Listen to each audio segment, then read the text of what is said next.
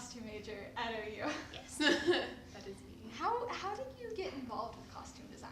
Okay, so it was sort of a fluke how it all happened. I was in high school and I wanted to take a tech theater class because I'd done acting in middle school, and I wanted to like branch out and get new experiences in theater because I knew I liked working in theater, but I wasn't particularly good at acting. I just really liked like being in the environment, so I thought maybe something in tech theater will be good. But I was out sick the day that we picked crews, and my friend Abby just sort of put me on costume and was like, there you go, that's where you are now, and I never left, so here we are. That's interesting. And so you really liked it? So much, yeah. What show is it? The first show that we worked on was Thoroughly Modern Millie, which is a musical that takes place in 1922, and is about this girl who just wants to like marry rich and be famous, but then she finds true love, and it's so good. How did you find out about the costume major at OU? Okay, so that's also a bit of a fluke. I just sort of fell into this major. I really love it. But I had a friend who was here for lighting design. She was a lighting design major, and I was on my way to a different college audition at University of Evansville in Indiana, and we passed through Oklahoma to get there. So my friend Tilly was like, hey, you should stop by OU and just like say hi. And I did, and while she was just like walking me through the theater program here, we bumped into the director of the program and also the head of the costume department, and we were all just sort of talking, and we're like, maybe I should just apply here, and it worked out really well. Sounds like fate. Yes, a little bit. And have you enjoyed it so far? So much. We have, I'm not sure like how much like factual evidence you want about the program, but we're the second oldest collegiate drama program in the nation. So we've got a lot of history and a very well developed technician program.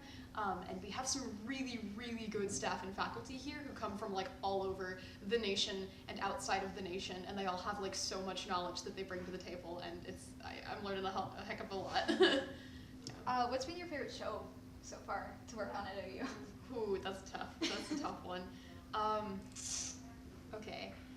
One of the shows that I had the most fun with was my sophomore year. It was called She Kills Monsters, and it was about a sister whose younger sister has recently passed away, and she tries to grow closer to her younger sister after her death through her younger sister's love of D&D.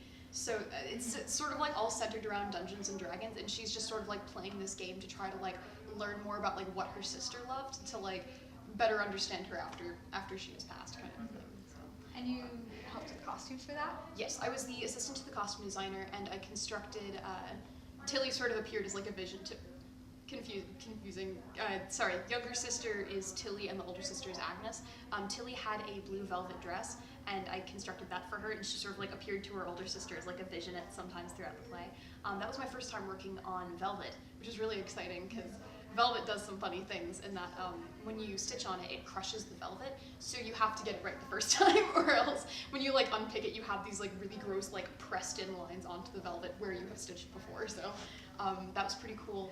And I didn't work on these, but one of my other favorite costumes that I thought was pretty cool was for the That's exciting. I'm so proud. I don't remember what these beasts were called, but they're like a mixture of like a dog and a reptile. I know. And it was people that we had in like these like peach-colored like spandex suits that had been built up with padding to make like them look like these muscly dog things, and they'd been like painted to like highlight and shadow the muscles, and they had like these like fur loincloths and these like masks. It was pretty cool how the show came together for that. There's also a 5-headed dragon, but that was put together by the scene shop and not us. Yeah.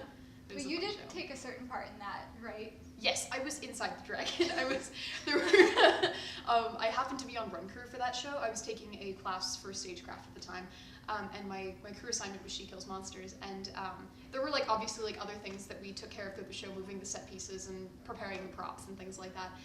But at the very end, when the 5-headed dragon came out, there were 5 of us that were on run crew who were each in an individual head.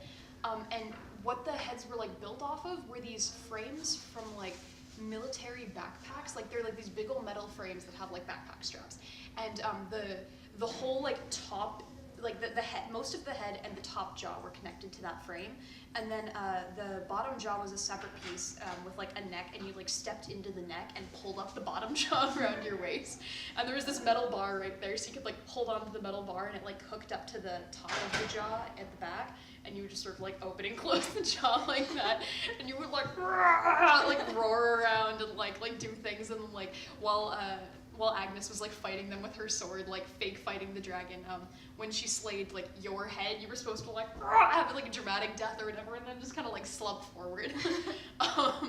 But all of the weight on the puppet was very forward, so it did like put stress on my back that I didn't expect to happen. But it was a very fun show. Like we had a lot of fun with it. What's been some of your favorite moments in like working in the costume shop? Okay, definitely.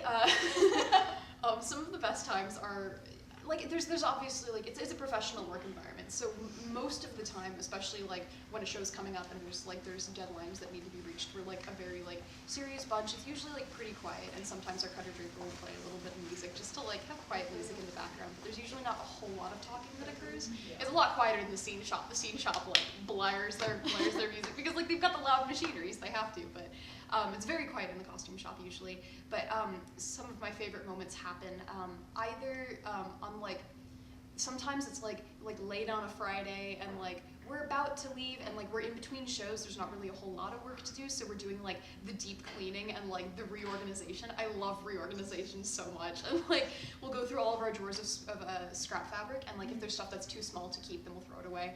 But like everyone just gets like a little bit like loopy at that point in the semester, because we're like there's not like an end goal that we're working towards at that point. We're just like making the space like more functional, which is that we always have a lot of fun during those times. But then sort of like conversely, I definitely enjoy the more like really like busy like crunch time kind of moments that happen like when we have late work calls on like Tuesdays and Thursdays. We're there until like 11 p.m. and like there's like so much to do, and we're all like so absorbed in the project that we're working on, and I really enjoy that. And like it all always gets done. Like we always are fully ready by first dress, like 100%. But just like getting there and like everyone being committed to a common end goal, it's like there's this like unified feeling that's nice. That's cool. So as I understand it, you have some interesting professors in the School of Drama. They are lots of fun. Do you have any stories you want to share from like any of them? Any like funny happenings with them? Literally always. Okay, I'm trying to think where to start. So there's a certain amount of like art and drawing classes that we are required to take. Technically my major is costume design, so they do want us like well versed in like different like paints and charcoals and oil pastels and like all of the different like drawing things. One of our professors is Ulderico Sarmiento. He's good at like memes. Like he's like a meme queen in a way that you wouldn't expect, like because he's good at Photoshop, so like sometimes he'll like Photoshop like really good memes and like we'll just be around.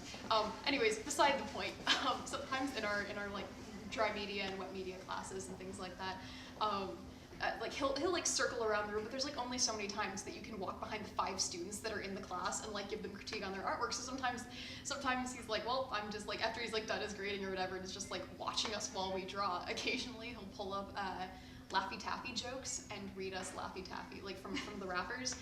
He'll read us Laffy Taffy rapper jokes. Sometimes we'll watch like Mary Poppins or like what was the one? We watched Hairspray the other day. He just like pulled it up and put it on. Sometimes we'll research conspiracy theories and just like talk about like how there's one rocker. She sang the Skater Boy, See You Later Boy song. Who was that? Avril Lavigne. Yeah, there's like a conspiracy theory that she's actually dead. And it's just because she started doing her eyebrows differently. But there's like a whole cult following of that. So that's Ulderico, and we really like taking class with him. He's so great.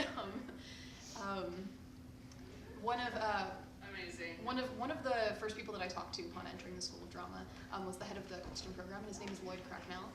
He is a very interesting man, And one of the like first stories that I was just sort of like, whoa, because he tells us a lot of like really wild and interesting stories.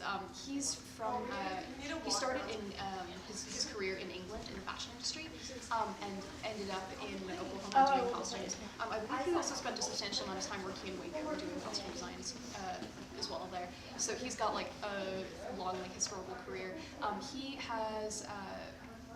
I want to say he was one of the people who worked on Princess Diana's wedding dress, and then there was a design that he did for an evening dress that Princess Diana wore that was jade green and was like beaded. He did the design for that, and then the shop that like worked for Princess Diana constructed it. So he's got like that cool little bit of history. And when he said that, I was like, whoa, I thought that was really cool. There's another job that he told us about that he used to work, and it was like a quick artist. I don't remember the exact title of the job, but what people paid him to do is it was like before like cameras were like a very commonplace thing, or like if cameras were a thing, they weren't allowed into like fashion shows. So in London and Paris, he'd go to fashion shows, and like sometimes he'd get in the right way, and sometimes he'd like sneak under the edge of the tent and like things like that, and he'd bring a notebook. Or if he couldn't get a notebook, and then he would just like watch the designs go down the runway and like remember every detail of them, and the second he left, he would like draw them really quick and then sell them off to the shops that were going to like rip off the designs from like the proper fashion industry. So that's pretty cool. That's just like, I thought, a pretty cool job that like young Lloyd used to work.